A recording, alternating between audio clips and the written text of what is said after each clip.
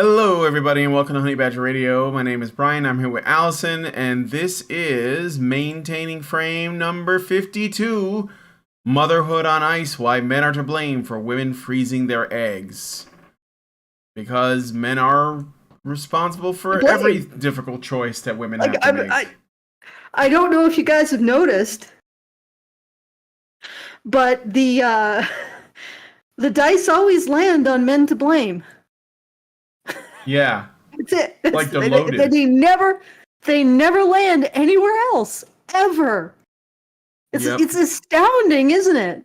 That men are literally to blame for everything in the world except everything good in it. Which, is just happens by accident.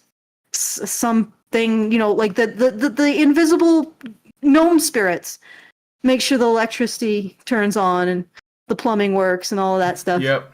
That's not to do with men. But everything wrong in the world, everything that's bad, that's definitely men.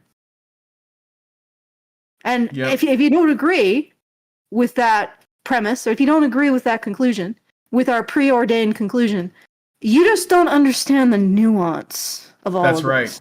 That's right. But you just don't get it. Fortunately for you, Miranda Bryant is going to just cover you in nuance with this article from The Guardian.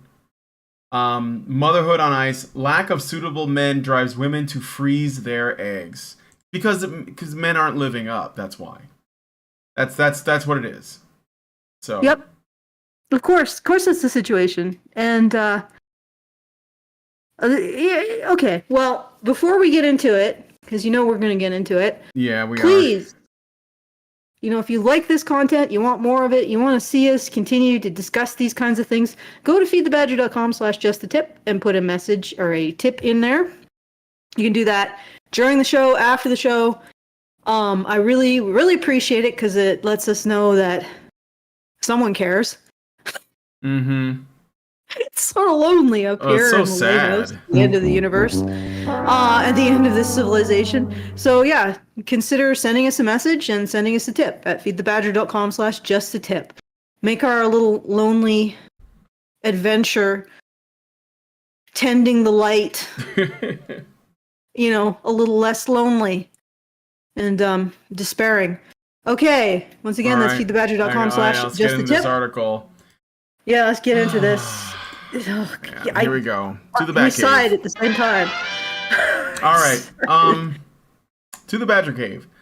So yeah, Motherhood. So this is from The Guardian. So again, we haven't really covered their stuff in a while, so it's kind of like a bit of a throwback. Nothing's changed. What? Nothing's changed about their stuff. No, of course not. Things have only gotten worse. Well, I mean, I guess that is a change. Yeah. Like a change from stage 3 to stage 4 cancer is a change. Yeah. It's not. It's progressing. Yeah, it is. In a bad direction, but it's progressing. Therefore, it's progressive. Okay. Yep. Go. Okay, so title: Motherhood on Ice. Lack of suitable men drives women to freeze their eggs. A lack of equal male partners rather than career or educational ambitions is why more women are trying to prolong their fertility. This is literally like the plot to Idiocracy. Apparently, Mike Judge is a prophet, and we should have listened to him. You ever seen that movie, Allison? Idiocracy? Yeah, I have seen that movie. You remember the beginning, where it's like the really smart couple that puts off having kids, while the dumb couple, they just make kids with all kinds of other dumb people and themselves. So in this case, I don't know if these individuals I would classify as smart. No, I wouldn't. I know, but I guess maybe they think that they would. They probably think of themselves as smart and educated and better than most men, which is why they can't find any. Well, I can tell you right now that this attitude of everybody, like, if a man is in a relationship with me, it's everything his fault. If a man isn't in a relationship, everything is his fault. Mm-hmm. That certainly for anybody with any kind of healthy sense of boundaries, you just made yourself unlivable as a fellow partner in a relationship by basically making every problem your partner's problem, like everything. And that is throughout all of this. There's this huge chip on the shoulder of these women. It doesn't matter their career ambitions. It doesn't matter their income. Who wants to be in a relationship with someone who has declared themselves your judge, jury, and executioner? And who wants to live there? Like you're just sleeping beside a freaking guillotine. No, thank you. And I think most men, on some level, are repelled by this, as they should be, and as they have every right to be. Because I can't imagine telling any one of the vast flavors on the gender spectrum. We could go to what's a tiger stripe, the tiger stripe flavor of gender, and we say to the tiger stripe people, you really need to be in a relationship with a person who hates tiger stripe. Yep. Who blames tiger stripe for everything that's wrong in the world, and considers themselves their God-given or their nature-given or their feminist-given duty to proselytize to you how wrong your existence is. Are you going to tell the tiger stripe people that they should be in a relationship with someone like that? Well, there you go. Men should not be in a relationship with these women. They just shouldn't. Nope. And it has nothing to do with sexism. What do you bring to the table? That's it. What do you bring to the table? Are you not even bringing companionship? No. Nope. Because you've already stacked the deck with hatred. Yep. So, okay. All right. We haven't even gotten into the article. Let's start the article before we get in the weeds right off the bat, starting in the weeds. So I'll read the first paragraph, shall I? Selfish career-driven women, gullible dupes of the fertility industry, victims of the patriarchy. When leading anthropologist Marcia C. Inhorn first embarked on her decade-long study of why women freeze their eggs, the popular narrative was largely one of derision. So women choosing career and then freezing their eggs, that's patriarchy. That's not everything is fucking patriarchy. This isn't feminism telling them, hey, you can wait to have kids, wait until you're 30, 40, 50, whatever, it doesn't matter, right? You don't need to get to a man. You don't need a family. You have a career. You're girl bossing right now. Yeah, but the desire to have a family, I guess, is patriarchy. But you know how it works. The desire. You were socialized into it because you played with Barbie dolls and combed their hair and you wore pink sometimes. That's what did it.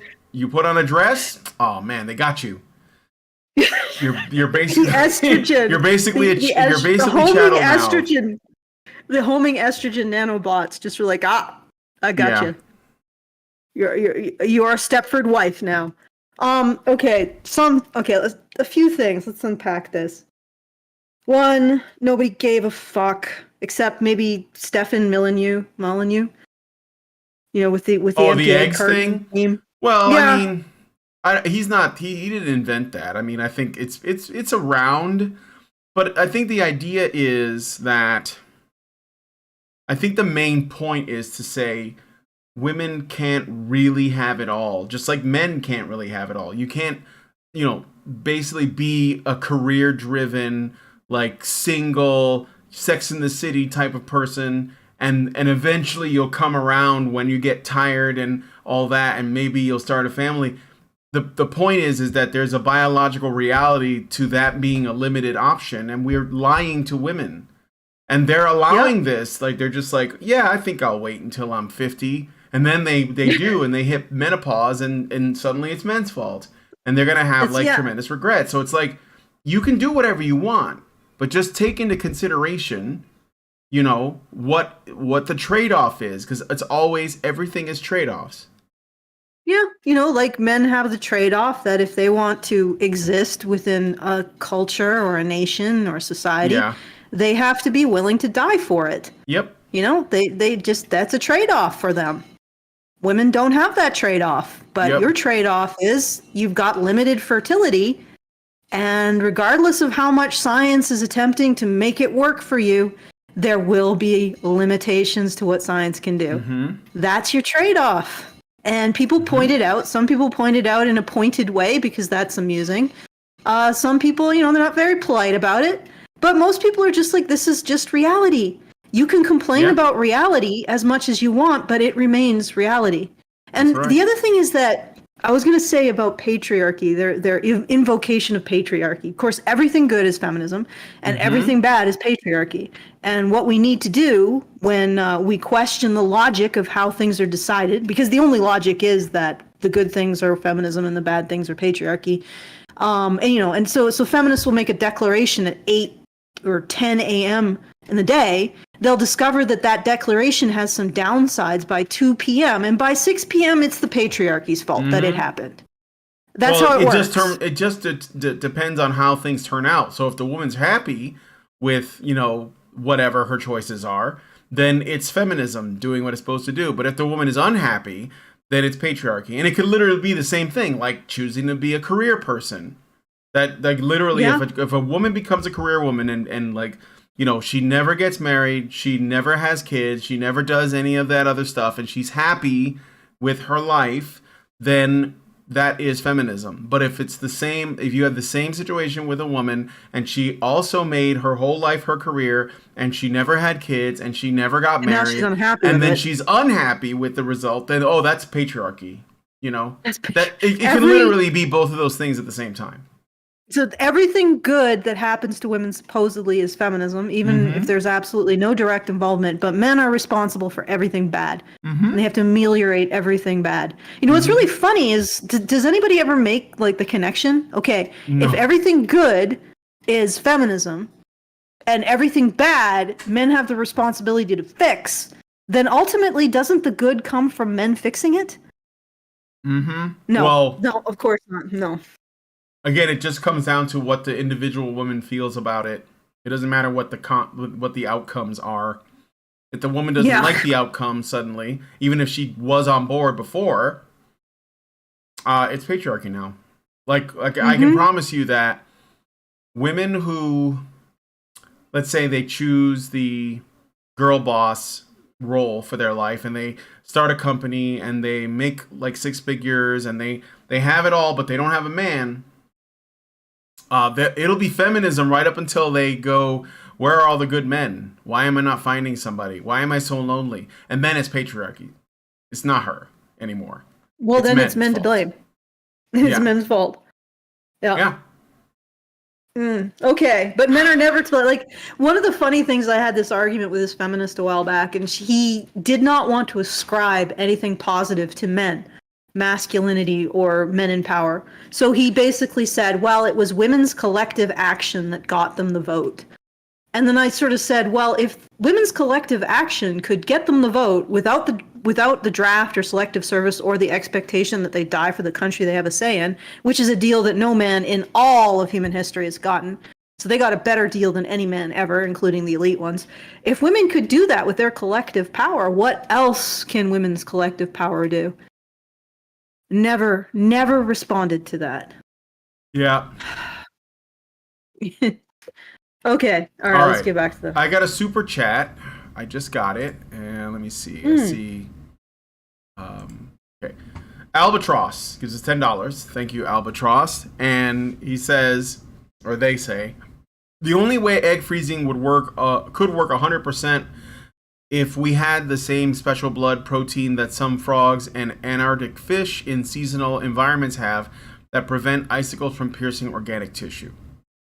Well, we'll see. I'm gonna read the article. Let's let them have their say and see where they land, because maybe they'll blow our minds and be like, I don't know, not blaming men, but I'm not holding my breath. Maybe there will be an M. Night Shyamalan twist. Yeah, it could turn out to be an M. Night Shyamalan thing. So. Oh my God, I got it. I stuck it and you didn't. Oh my, that's okay. We got to mark this in the calendars. Yeah. We got to mark this in the calendar. I was actually able to pronounce something that Brian couldn't. Did. You did it better than me. I was sort of struggling. All right. There was a lot of either blaming women or saying that they're naive, stupid, and so forth, says the Yale professor from a red armchair in her home in New Haven, Connecticut. If that's not the image of an intellectual elitist, like, I don't know what is. I can't believe that they were blaming women for their choices. I mean, for their own choices. For the consequences of women's own choices. Yeah, do they not realize that this hurts their feelings? These women make choices, but there's no choice a woman makes is actually absent of any influence, like patriarchy. I wish I had an echo effect so I could just say it like that, but I guess instead I have this. I couldn't hear that if you did anything. Oh, you didn't hear that? Sorry. No, I didn't. It's supposed to play. I feel like left out. Oh no, I'm sorry. I'll figure this out later. But all right. Okay. This argument was so compelling that it formed one of her initial hypotheses. Is it career and educational aspiration that's driving the turn to egg freezing? But when she started speaking to women, it became almost immediately clear that in fact it was something or someone. Dun dun dun! Oh my god, foreshadowing, everyone! Woo! Somebody wants to be a novelist, but she probably sucks. Yeah. So it's someone else driving the globally expanding trend, which in less than a generation has gone from unheard of to, in some circles, almost ubiquitous.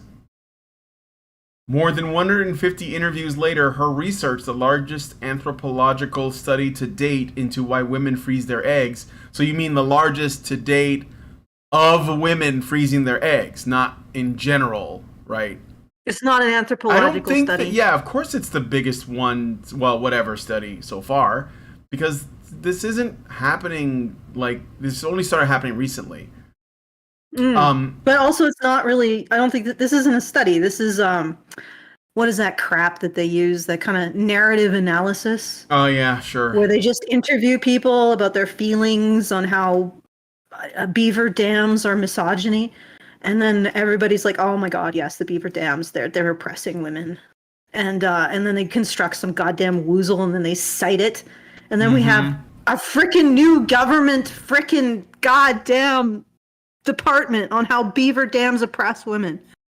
Okay. All right. I'm not actually exaggerating that much, but let's keep going. No, I don't think you are. Okay, so the biggest driving factor for women in the U.S. was a shortage of suitable, educated men, a problem which she terms in her forthcoming book, Motherhood on Ice, The Mating Gap. Okay, can we just say that if men are not getting a suitable education, maybe it's not men's fault. Maybe it's the system that the academics set up to basically fuck men over, and also maybe education isn't worth that much anyway because it's so shit now and you can learn everything online. Brian. Yeah, that's not the case. It's not actually an issue that we commonly talk about here, about how actually boys are discriminated against in schools. They're even discriminated against in terms of their marks, apparently, statistically, at least according to the only statistics I've seen on this. Plus, they are experiencing a variety of really negative factors in education, and they're failing at a rate that, that's not the issue. The issue is that these boys are choosing to do it.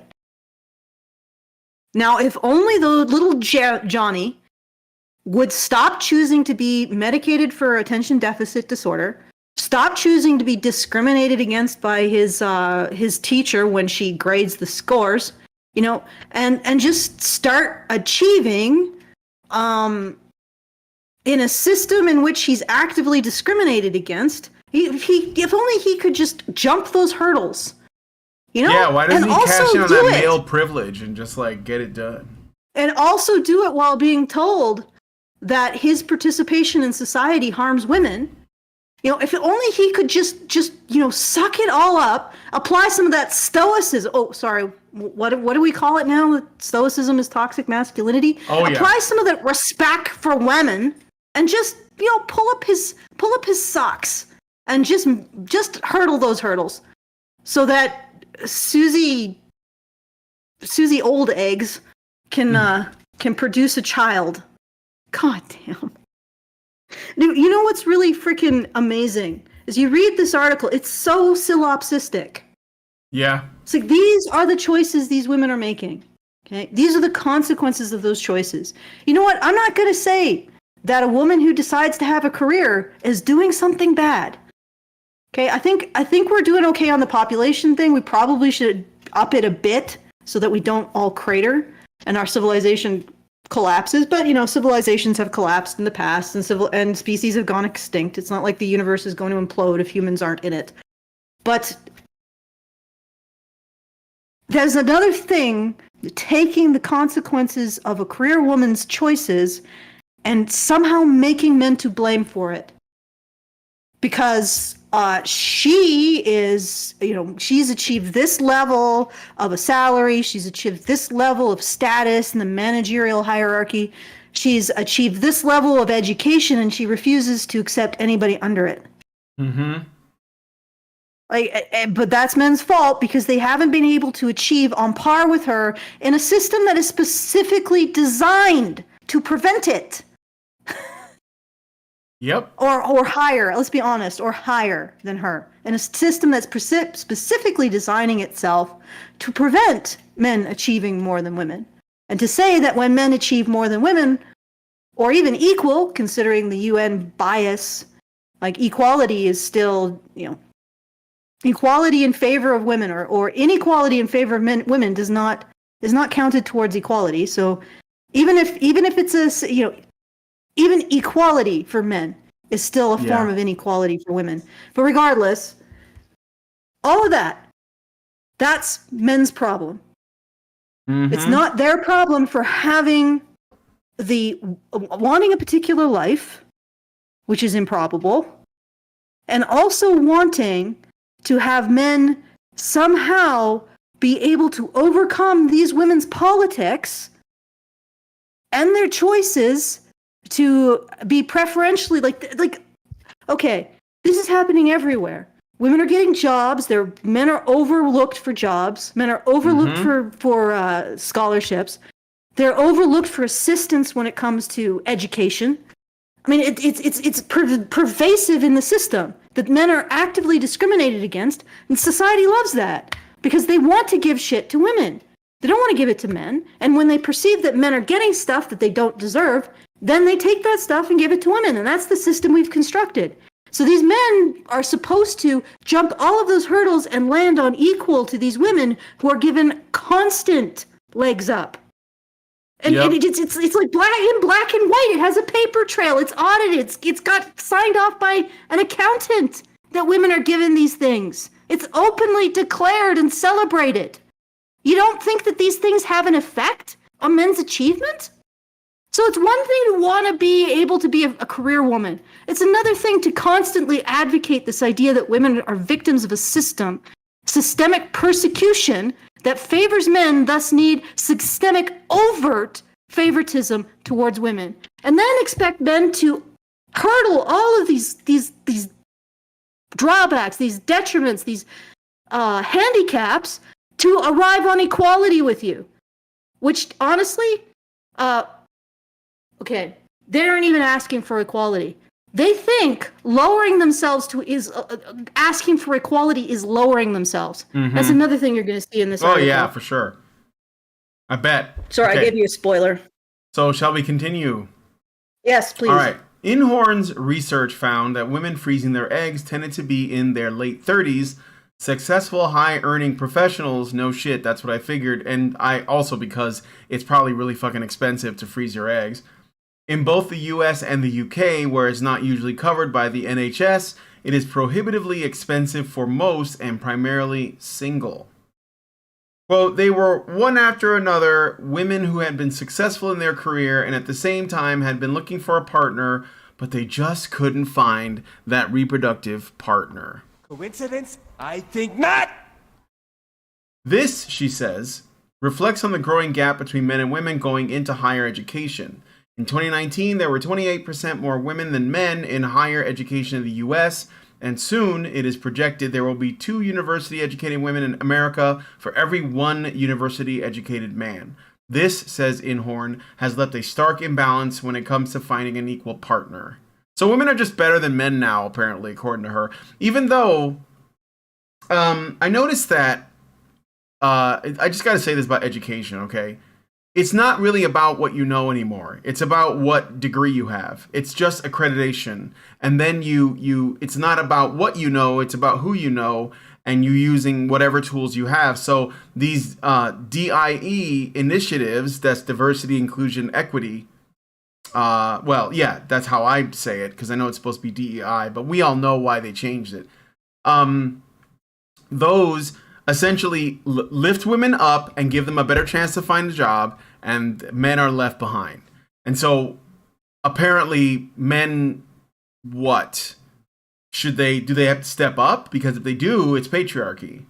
So like, what are they supposed to do? Are women just supposed to be? Also, but if women are disappointed they can't find a man that's their equal, that's also patriarchy.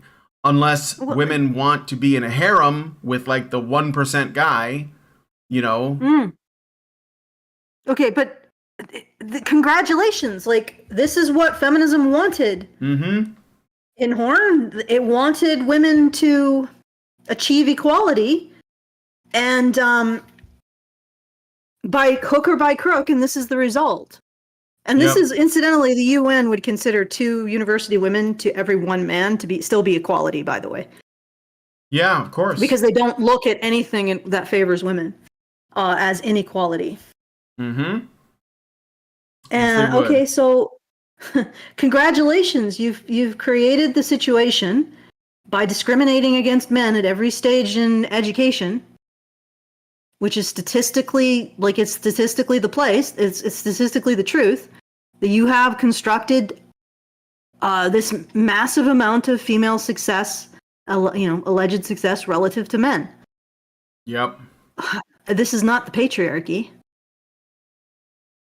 Yep. No, of course not. And now we're coming up against this strange factor that nobody really wants to talk about, which is that women want men who achieve more than them, who give them a sense of protection and provision. That's what women want, and they won't pair with men who don't provide it. And yet, if you try to make men and women equal, how are men going to provide that for women? Okay? Now, if you enforce equality through all of these measures to hamstring men and to lift women up, how are men going to provide women with the greater status that they seek in a mate? Now, most people are like, oh, the conundrum. Okay, well, women could reduce their expectations, but nobody even wants to acknowledge that this is what's driving it. Okay. All right. Anyway, let's see. As this educational gap is not limited to the US, there are growing educational gender disparities in Canada and Europe, particularly in the UK. The men as partners problem, says Inhorn, has been a discourse in international reproductive health circles for some time, but is usually talked about in relation to poorer countries. It's talked about for men in the global south. Now we need to start talking about the men as partners problem for women in the global north. Many of the women Inhorn spoke to said they wanted an egalitarian relationship, which often meant finding someone with a similar level of education, or higher, let's be real. But among those who did not object to partnering with somebody less educated, it still proved to be a problem because the men were often intimidated by the success of the women. Some women resorted to toning down their educational achievements on their dating app profiles to avoid putting men off, while others hired professionals to help them with their profiles. Professional profile. You know what? I quit. I quit HBR. I'm gonna do people's dating profiles now. I'm a professional profile generator. That's it. Okay. If a woman comes to you and she's like, okay, first line of my profile, I'm a boss bitch who's gonna break your balls. Yep. You just be like, let's massage that a bit. It's just baddie vibes. Yep. That's what I'm Let's gonna do. I'm gonna massage make and 6 fucking figures, I bet. So, but then again, Allison, if you did it, you'd make even more, I'm sure. And you'd probably get more work. So, all right. I don't know if that's because I'm a woman or because I'm a writer. Okay, so they did say here, no, it's because you're a woman. They don't actually care about what you're actually capable of. They care about your plumbing. Oh, that makes me feel so fucking good. Just like that respect women crap. It's true. I respect you as a. What the fuck are you respecting? You don't know a damn thing about me. You know what respect You don't means? know if I'm deserving anything. You just know I have tits and a cooch. Yep. What are you respecting? Okay. All right. My vag. Okay, so I just wanted to go back to another sentence. But among those who did not object to partnering with somebody less educated, it still proved to be a problem because the men were often intimidated by the success of the women. I don't think that's it. Bullshit. That's not it, Chief. That's not it. I think that what it is men realize that if they're not the primary provider, this relationship is likely going to cave because because they know what women are asking for. And so, like, if they can't meet that standard, they're not going to bother. So it's not, oh my God, a strong woman. She's stronger than me. I'm so intimidated. That's not it. Stop. That's bullshit. Stop it. Okay? Stop that. What it is, I think men are seeing, like, they know, like, what women want because they're always telling us, right? In terms of, like, what they want in a man. And if the men don't have those qualities, they're like, well, I guess I'm not good enough. And that's just it. You know? Those interminable dating shows that have cropped up have made it very clear what women want. Mm-hmm. They don't want equality. They certainly don't want equality when it comes to height or muscle mass, or strength. And they don't probably want equality when it comes to the other factors too. And nobody's willing to just be like, okay, this is a thing. Yes. And maybe throughout all of history, society sort of arranged to get women's desire for that met. It'd be sort of like if throughout history, society engendered women to appear desirable to men. Let's just imagine society had to do that. Okay, so society basically gives women the tools and the key to become desirable to men. Mm-hmm. And men turned around and said, well, society excludes us from these tools and this process of women becoming desirable to men. That is prejudice against us. I mean, literally, that's what this is. Yeah. All of these societies that we call patriarchal all have some similar features. And one of them is the expectation that men use their greater resources and power and influence to protect their women. And also that if men don't do this, then there is something wrong with them. If they don't have greater power and resources to protect women with, then they are useless. And the irony of all of this is we still believe that in this society, but then we turn around and blame men for it as some kind of patriarchal boondoggle. Yeah. It's like, no, these are societies. Like, if you look at, okay, for example, even 50, 60 years ago, men doing things like being in the test pilot program. The idea that men take these risks so that society, and women are part of society, be advanced is what they expected from men. They expected men to make those physical sacrifices for women. That's not patriarchy when you expect men to sacrifice their power, their lives, and their resources for women because you simply make it so men actually have those resources, which usually, incidentally, is because they work for them. So all that society does is give them the freedoms, either legal or social, to go out, get themselves killed, or become back a millionaire, and then give those resources to women. Like, this is not feminism's patriarchy, which is a society for the benefit of men at the expense of women. And this isn't. Like, this whole article isn't. And the other thing is, like, I have extreme skepticism about this. Are they honestly saying that these men were intimidated, or are they assuming that? They are assuming that, of course. They're assuming Well, that I if mean, a man doesn't have the courage to ask her out, it's because they're intimidated by her girl bossing powers. So yeah, I mean, that's what I think. I'm sure they didn't actually interview men and ask them, because unless they did some kind of like you know, like leading questions to like get them to say, oh yeah, it's because I'm intimidated. Yeah, I guess, like, is that hot? Yeah, like, yeah, totally, I'm intimidated by her. Am I attractive now? Of course not. you're smarter than I am. I can't go out with you. Okay, well, Yeah, well, I was gonna read that next because I haven't read that yet. okay. But sometimes men would joke or insult them about their jobs or say, you're smarter than I am, I can't go out with you. I mean, just really blatant kinds of misogyny and discrimination, she says. Okay, So, well, so saying that you're let's not good enough for a woman is misogyny towards women. yes, apparently. I mean, it's not a problem of like Okay, first of all, you're right. Yeah, it's just mismatched. Or, what? well, what I was going to say is that the statement doesn't actually support the conclusion, and it really says a lot about the people who are talking about this. Yeah, First it of does. all, sometimes joke or insult them about their jobs. Yeah, I know how men and, young men joke. I've Oh seen it. no, I've not observed it in its jokes. wild state. Like sometimes they're Grab just by the pussy. joking. Sometimes they're just joking. Joking. Juking. I have no idea what that means. I don't want to know, speculate. man. I don't know. Come on, man. Maybe they're just ribbing you or being flirtatious. Maybe. Okay? Or maybe Or they're just they letting you hate down for other women. reasons. Oh, God. Yeah, that's right. Patriarchy, Like, and fuckface.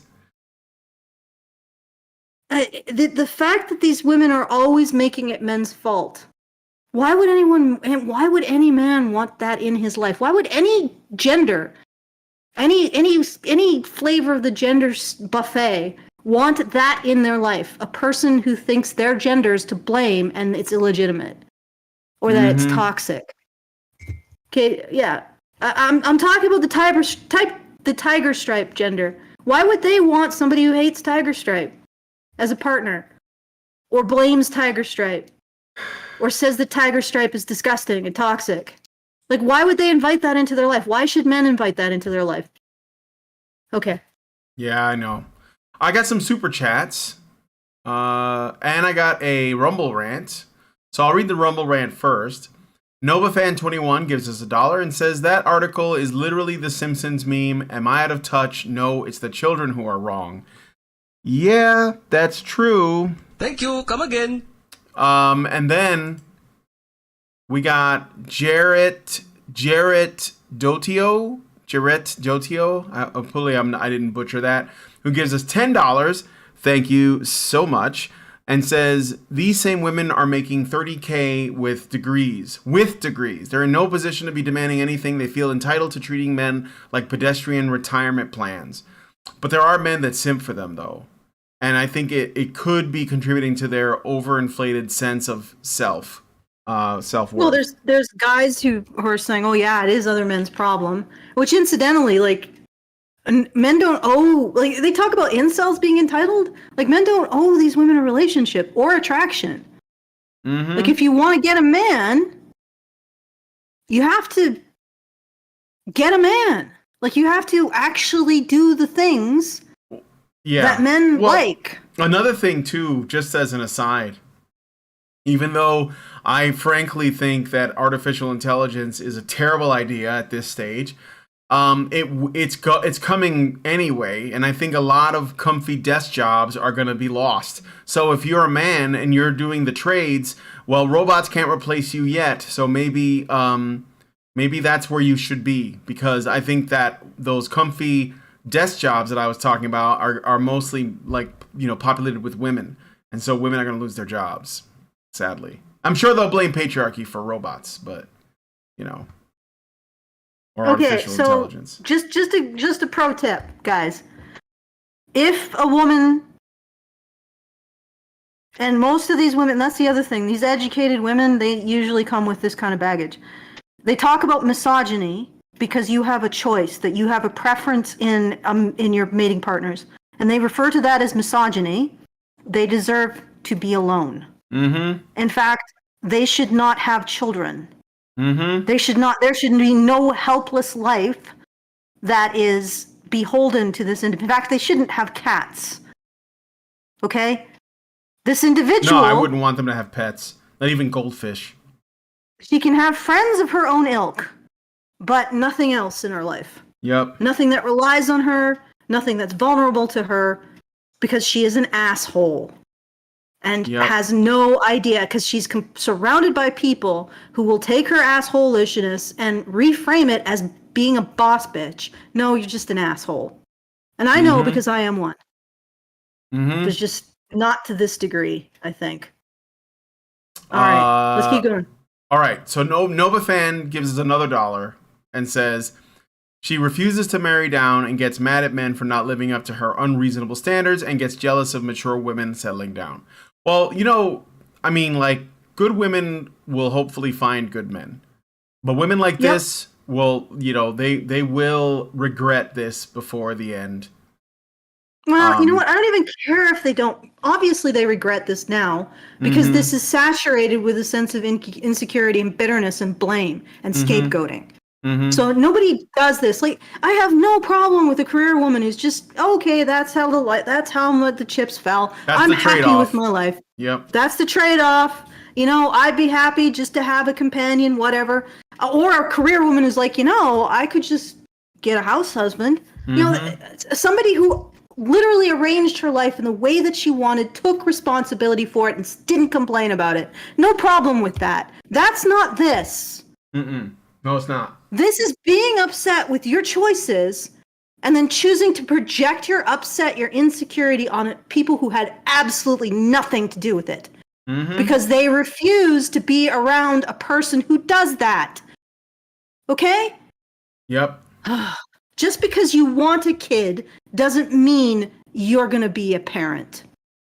Yep. Okay. Let's keep going. Thank you for the Rumble Rant, Nova Fan. And then I got one more super chat from Senior Sticks for $2. And he says, men can be knighted or buy land in Scotland, Allison. I don't know, man. I heard that was a scam. That established titles thing. I heard it was a scam. So I wouldn't buy land in Scotland. Besides, Scotland's fucked anyways. they got their own problems. Big problems. Okay. Anyway, while the women may have been socialized to believe they could have a career, a family, and an equal relationship, she found that men had not necessarily been raised the same way. No fucking shit. Partnership was not high on the priorities of the men, reluctant to commit and unready for fatherhood, who the women in her study were coming across. Oh, let me interpret that. Yeah. They don't want to be fathers with these women. Yeah. Okay, and also consider that when a man marries, he has to face the fact that our society has replaced fault divorce with man at fault divorce. What that means is when there used to be fault divorce, one party would be considered to blame and they'd have to pay out, basically. Okay, now it's just basically automatically assume the man is at fault. So his obligations to her remain. Plus, he has to also shell out half of his life and lose access to his kids.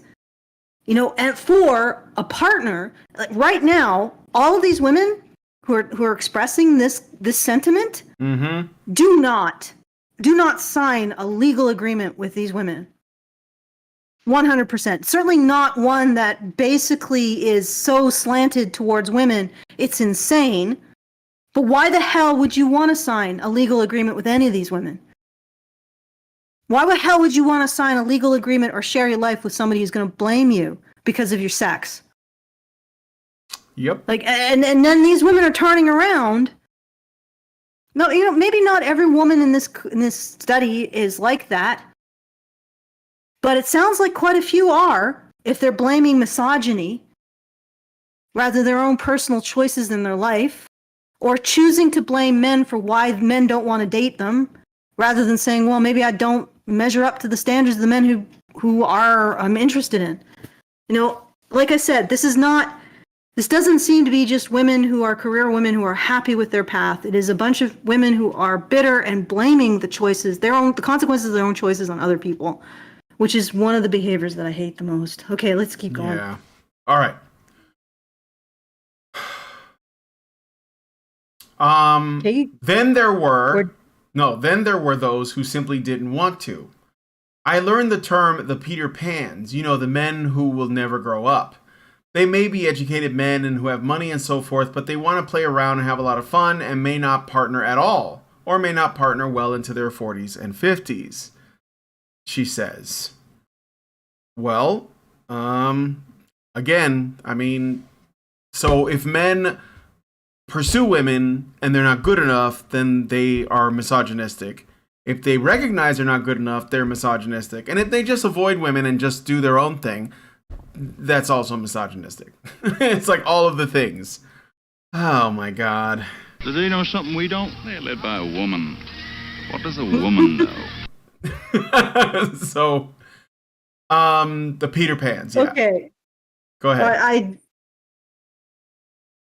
So the Peter Pans who are deciding that they want career and not family.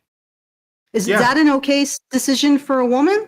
Because I'm pretty sure you would agree that that's an okay decision for a woman. Would you shame her? Would you call her a Barbie, like a childish creature that doesn't want to grow up if she's just like, no, I'm gonna be a career woman. No, I don't know what you would call that. Is that childish for a woman to just be like, yeah, I'm just gonna focus on my career, enjoy maybe traveling, have friends, that kind of thing? Is that selfish? Yep. Well, so no, you're saying that not when women do it. No, it's not when women do they're it. Getting so the groove back. Men don't have a choice that women shouldn't have a choice that women 100% should be able to choose.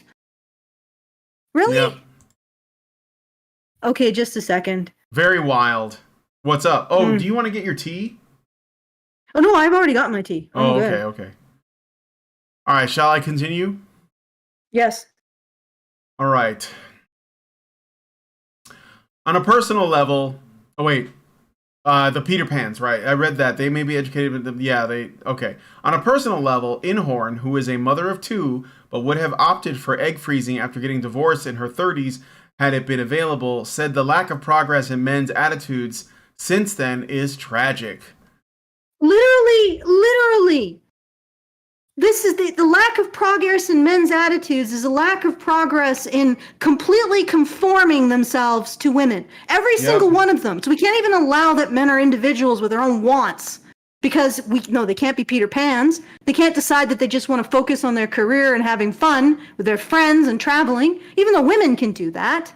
And they can't recognize that women are above their station, so maybe a relationship won't work because that makes them misogynists.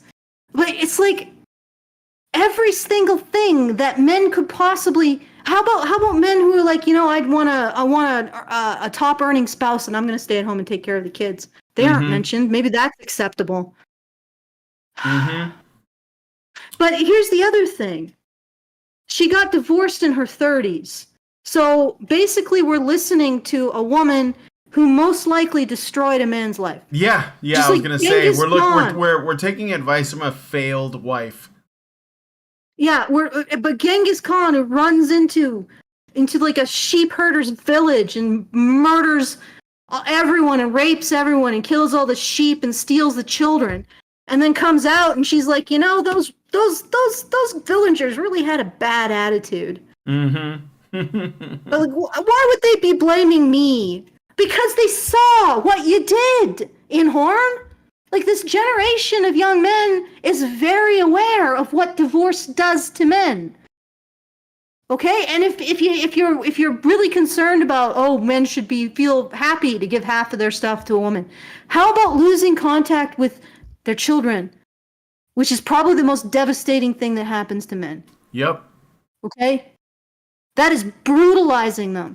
And you are expecting men, because you judge men by what women want, but you never look at the situation for men. What they're expected to lay on the line. They're expected to lay the life that they've built up. If they have children, they're expected to walk away from them should she want them to. Okay, they're not expected. They're expected to continue to provide in terms of alimony and child support for your lifestyle. Like, it is a huge commitment for men. Marriage is a commitment for men. It's not for women. It's basically like a slightly step beyond dating. Yep. Yeah, it's not even. It's like dating, except you've got legal contract with the person you're dating for women. So you have, like, men have to jump off a cliff. Women have to jump in a kiddie pool. And you're saying, oh, well, men don't want to do that? Well, how immature. Bullshit. Look at the level of commitment expected and sacrifice expected between men and women. Of course, men, just on the level of that alone, are going to balk. But then they have to choose from a crowd of women that despise them, that blame them for their desires, that blame the world on their gender, and have contempt for their masculinity. Yep. Like, this is ridiculous. And the fact that men are like, no, good. That means they're mature. That means they're thinking with something other than their dicks.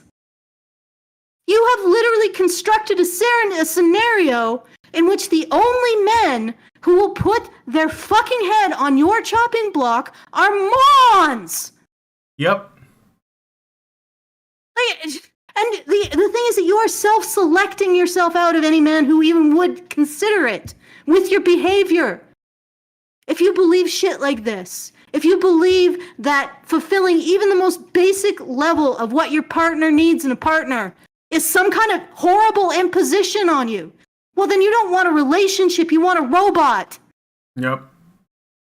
Oh. Well, it's probably...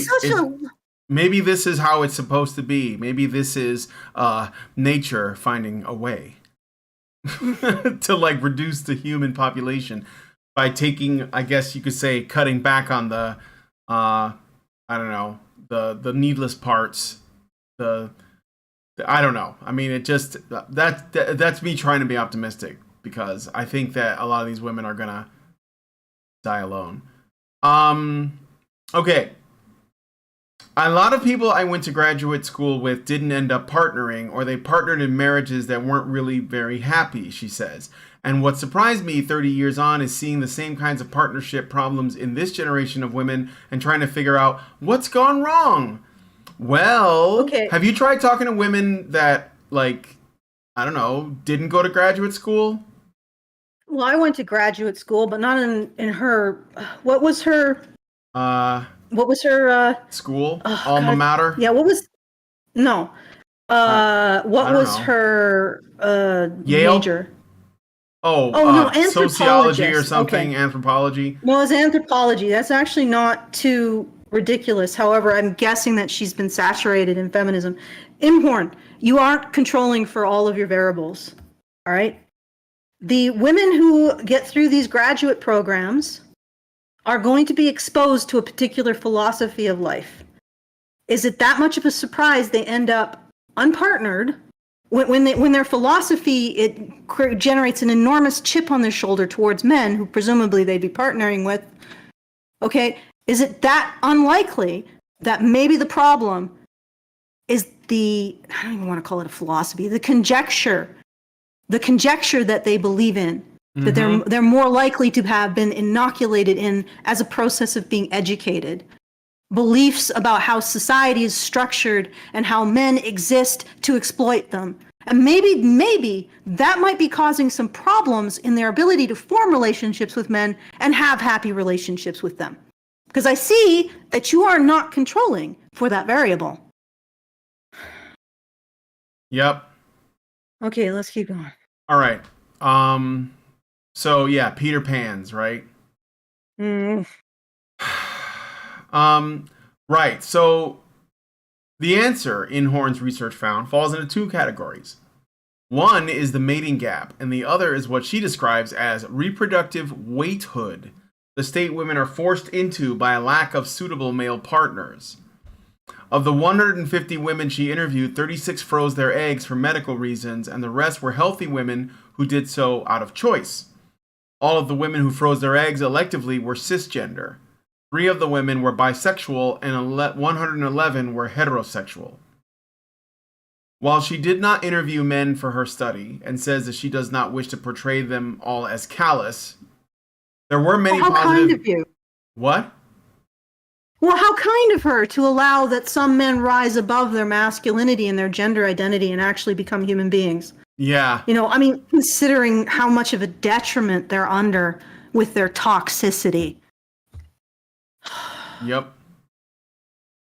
There were many positive men in the lives of the women she interviewed, she says. Almost invariably, the women's stories of egg freezing were about men, so the book is the views of men through women's eyes. No shit. Her findings home in on the, I think it means to say hone in. Her findings hone in on the decline of men, which is a growing cause of alarm in the U.S., with books on the subject by Professor Scott Galloway, author of Adrift, and John Berger's Datanomics, How Dating Became a Lopsided Numbers Game. But Inhorn says this is also having a deleterious effect on women's lives. You know that none of these people that are writing about this shit, like none of these academics, are going to solve this problem because they don't even know what the situation for men is. They're just going off of what women think about the situation, or they're just pulling shit out of their own ass. They're not even like getting information from the women. Yeah. And also, this is what you wanted. Yeah, you're getting what you wanted. Why are you upset? Yeah, you wanted men to decline. So, because apparently in your conjecture, they had stolen all of the achievement from women. So now women are getting the achievement that they always wanted and was taken from them by men. And so congratulations, men are in decline. That's what you wanted. Mm-hmm. Right? Don't complain about it now. That's what you wanted. Oh, this is really freaking funny because when men complain about their decline, they're of course complaining about their loss of privilege. But when women complain about the decline in men, that's okay. That they no longer have men to partner with because men have declined. Suddenly that's somehow patriarchy at fault, like men are at fault. But so men can't complain about exactly the same thing that women are complaining about. And for exactly the same reason. Because men are like, yeah, well, there's been a decline in men, we're no longer attractive to women. Incel! Woman's like, well, there's been a decline in men, we're no longer attracted to them. Oh, wow, men are to blame. Yep. Why is this so stupid? All right. Moving on. The rise of decline. The rise of egg freezing, granting new freedoms to women who can't afford to, has also played out amid devastating constraints on abortion in the U.S. after the Supreme Court ruling or overturning of Roe v. Wade. That was just bad law, and it had to go. It's not about women at all. It's just about like what's good law. And What are these women freezing their eggs for? Yeah, are they freezing their eggs so they can abort them later? Like, is it? What are they freezing them for in the first place? Like, do you think you're freezing your eggs in your late 30s and you're like, oh yeah, eventually a man will come? Yeah. No, that's not going to happen. They're just throwing that in there to add a little bit more. It's like adding a bunch of like Frank's hot sauce to something that's already spicy. They're just adding more. That's all. I mean, the Roe v. Wade thing has nothing to do with women freezing their eggs. There's no relationship. There's no relationship. Well, I'm hoping that it'll get turned back over again so I can abort my frozen eggs. No. I don't get what they're doing. Like, and here's the other thing. So they're freezing their eggs for what? Yeah. Okay. Well, when a good enough man comes along. Yeah, but that's never going to happen. They think they can't attract one in their 30s. Yeah, I know. They're not going to attract one in their 40s and 50s as they get worse. Yep. You know, I don't even mean physically. I mean this chip on their shoulder. The attitude is going to get worse. The attitude's going to get worse. Now, okay, so they haven't attracted a man now. I guess they're thinking they're going to attract a man. Well, but here's the other thing. Let's say they have a child in their 50s when I guess they're financially capable of it. They're still going to raise the kid without any resources from a man. So why not just, in your 30s, go find yourself a fucking plumber? You know, forget the graduate school, forget the 6'2", go find yourself a 5'5" plumber and have a child with him then. Okay? And then you will be better off than freezing your fucking eggs and waiting till you're 50 and having the participation of no one? Like,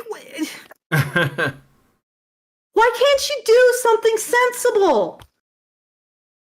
Like, this is the great delusion. What do you think is going to happen when you're 50, when you hit 40 or 50? Suddenly your knight in shining armor is going to sweep off your feet and bring you to his chalet and show you his fucking pay stub, which is like 7 figures?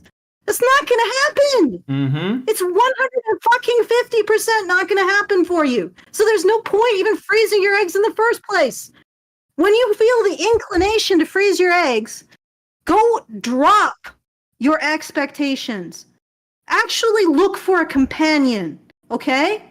Like they constantly talk about how, oh, I want a companion. Okay, then be companionate. Don't look for someone who's going to improve your financial bottom line more than you're going to improve theirs. Okay?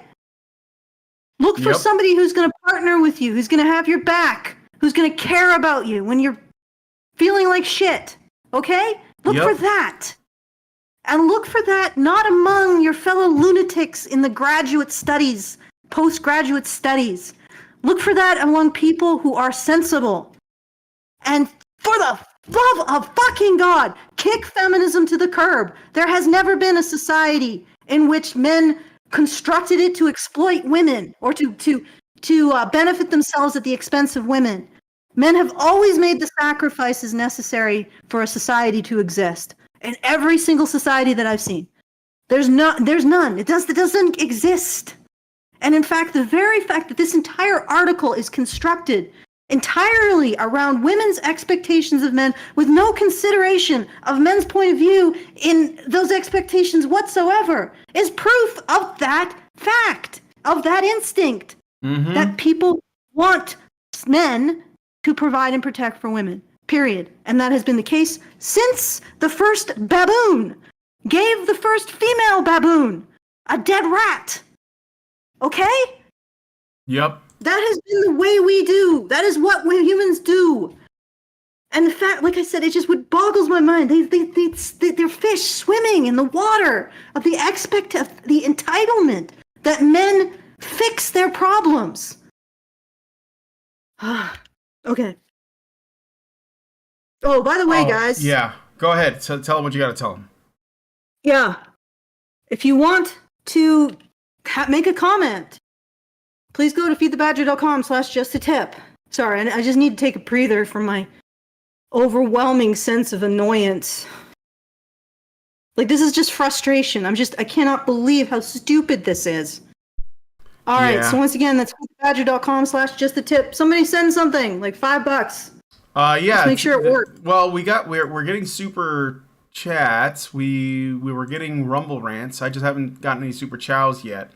And the super chow is the best way to send us money because at Google they take like a pretty big chunk of the super chat. So you think you're sending us $2, for example, but we might be getting less than $1. Well, $1 probably. But anyway, so once again, super chow is the best way to send us we get like most of that message. And then you get the full benefit of being able to have a longer message and not have it be picked over by YouTube. So once again, that's feedthebadger.com/justtip. All right. Go send one. Somebody. Yeah, right, somebody. Let's go. Okay. So we're talking about freezing eggs. Over time, Inhorn predicts egg freezing for career planning will increase among women in their mid to late 20s, but that partnership problems will remain a key driver. But, it's funny. Nobody's talking about any potential issues that might arise from you freezing your eggs. Like that there could be problems with your fetus or your baby, or there could be other issues. Like, what's wrong with doing it the old-fashioned way? You know what? You know what it makes me think of? The movie Demolition Man, when Stallone's character John Spartan and I forget the character's name, but Sandra Bullock, and Sandra Bullock's like, I would like to have sex, and he's like, right now with me, and she's like, yes, and he's like, oh yeah, and then they go into her room. And they get these towels out, and you think that, something's going to happen, but they put on these virtual reality headset things that allow them to simulate, because like exchanging bodily fluids is too risky and disgusting.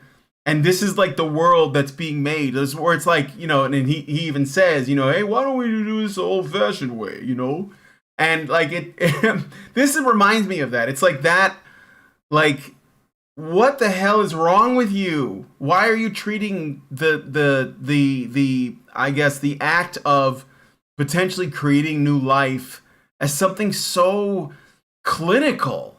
Like, it's just ugh. This woman, like, her skin is probably like slimy and cold to the touch, like some kind of reptile. it's so messed up. Reptiles aren't slimy. They're actually smooth. Well, they're smooth and like kind of shiny. Maybe I'm thinking about frogs. Yeah. But yeah. Just okay, but we'll consider how they think about their relationships, because I've read posts from women who talk about shit like this, and it is the most bizarre combination of helpless, insecure, and entitled. They believe they are owed a man who is going to enter their lives and fix them, but get nothing in return. Yep. It's like, well, why don't you just fix yourself? Or why don't you work on yourself? Why don't you become what you want in a partner? And then when you do that, why don't you genuinely seek a companion? Mm-hmm. If that's what you want. Now, instead of like becoming, the CFO and then demanding that you have a president, why don't you become the CFO and then use your great wealth to go find yourself a man that you can be companions with, because you don't need him for money. Mm-hmm. That's not what's happening, is it? And then they turn around and they blame men, because men are responding to the fact that 100% women don't want to settle. That's what they call it, settling. They don't want to settle for a man who isn't the 6 sixes. That's or right. However many sixes there are. Okay. It's true. And by the way, I remember the name of the character that Sandra Bullock played. It was Officer Huxley, named after Aldous Huxley, I think, right? The guy who wrote Brave New World. So that was a purposeful reference. Good news, everyone. Okay, so the decision to free. Oh, I got a super chat. Jarrett Dotio gives us $5 and says, "Notice men aren't collectively demanding their own personal supermodels because that's ludicrous." Yeah, I mean, despite what feminists will try to have you believe about what men want, that's just not even like the people they claim are the most entitled, the incels. They don't want supermodels either, and even if they tell you that they think that they should have that, the fact is, if any woman that seems decent and is like sort of caring and nurturing towards them will probably become attractive to them. So, but of course, like it's always projection. It's always projection. Okay. The decision to freeze is fraught with difficulties, not least the cost. In January, the Observer reported on the UK's fertility regulator's calls for an urgent update to the law around egg freezing, as rapidly growing numbers of women decided to go through the invasive procedure, often without being warned of the full financial, emotional, and physical costs. So not doing it the old-fashioned way could result in some kind of problems? Don't have sex, because you will get pregnant and die. Don't have sex in the missionary position. Don't have sex standing up. Just don't do it, promise? Okay, so this is basically don't do anything. Yeah, that's basically what he's saying. Okay, then do the next paragraph. But they're not going to tell she's us. saying- Well, I mean, like, I don't see what the side effects are, but I knew that there were because science seems to think that it's capable of much more than it actually is. Clinics, experts claimed, were adopting aggressive marketing tactics, knowingly heaping on extra costs to a treatment that can cost tens of thousands of pounds and not taking enough care of patients' physical and mental well-being. The government has since launched a consultation which closed earlier this month, and the Human Fertilization and Embryology Authority expects to submit its final recommendations this summer. In her book, Inhorn writes that closing the gap between the genders will be a, quote, critical policy challenge in the decades ahead, end quote. But until society fixes men, egg freezing will remain the best reproductive option for single women in their 30s. Fixes men. Fixes men. So, in other words, gets men to the point where they're willing to commit to women and without giving them the choice. Okay, could you imagine? Until society fixes women. Jesus Christ. Yep. And again, this is just rests on a foundation that they absolutely deny exists, which is the general belief and the general habit of most people that men exist to provide and protect for women. So we can talk without any need to even justify it. We can talk with this level of entitlement in The Guardian about men, that they need to be fixed. What? Do men need a system that helps them through school, helps them achieve financially? I thought that was patriarchy. Oh my God, it's the cycle, isn't it? Feminism smashes patriarchy. This is not supposed to make sense.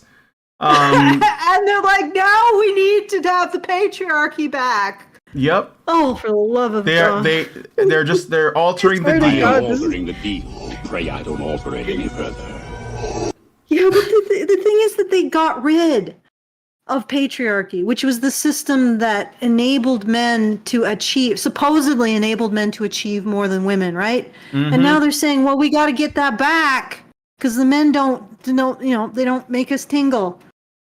And it's like, yeah. Do you realize that's probably where patriarchy started in the first place?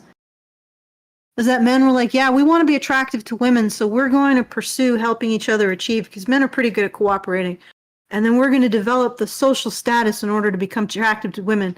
But, women won't be working in these areas because, we want to keep this to men so that they can develop the attractiveness necessary to attract women, and we can continue to exist as a society. Maybe that's why women were excluded?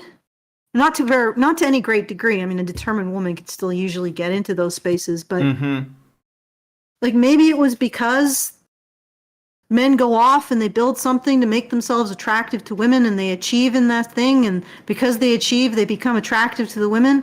And then feminism comes along and says, well, why did you exclude us from those activities that make you attractive to us? We want full access to it. And then they get full access to it, and then they're like, you're no longer attractive to us, men. Mm-hmm.